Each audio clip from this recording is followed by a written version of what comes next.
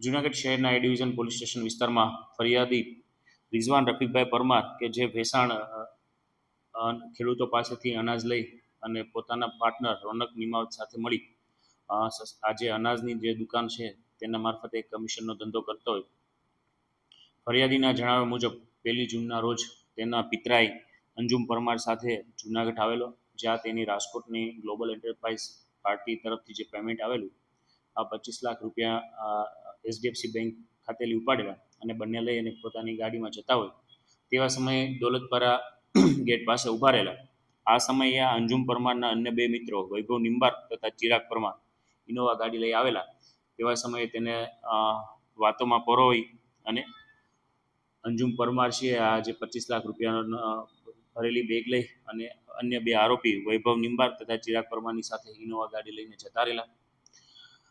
ફરિયાદી રિઝવાન પરમાર તથા તેના પાર્ટનર રોનક નિમાવતે આ ત્રણેય આરોપીઓને અવારનવાર રૂપિયા પરત આપવા માટે જણાવેલું. આમ છતાં આરોપીઓ દ્વારા આ રકમ પરત ન કરતા અંતે એ ડિવિઝન પોલીસ સ્ટેશનમાં છેતરપિંડી બાબતેનો ગુનો દાખલ કરવામાં આવેલો.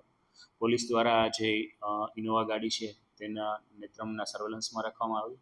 તેમની મુવમેન્ટ જણાઈ આવતા એ ડિવિઝન ડિસ્ટાફની ટીમ દ્વારા છે આ ગાડી અને તેની સાથે અંજુમ પરમાર તથા ચિરાગ પરમાર આ બંને આરોપીઓને રાઉન્ડ અપ કરવામાં આવેલા અને આ જે 25 લાખ પૈકી 24 લાખ રૂપિયા જેવી રકમ છે તેમની પાસેથી રિકવર કરવામાં આવેલી છે.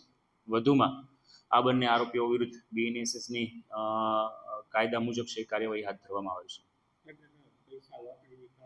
હા, 1 લાખ રૂપિયા છે આ લોકોએ આ 3-4 દિવસના સમયગાળા દરમિયાન વાપરી નાખેલા છે. પોતાના મોશોક અને અમુક રકમ દાનમાં આપવાની પણ હકીકત જણાવતા. આમ છતાં અન્ય એક આરોપી વૈભવ નિંબાર છે તેની પોલીસ પકડથી કરવા માટેના હાલ પ્રયત્ન શરૂ છે.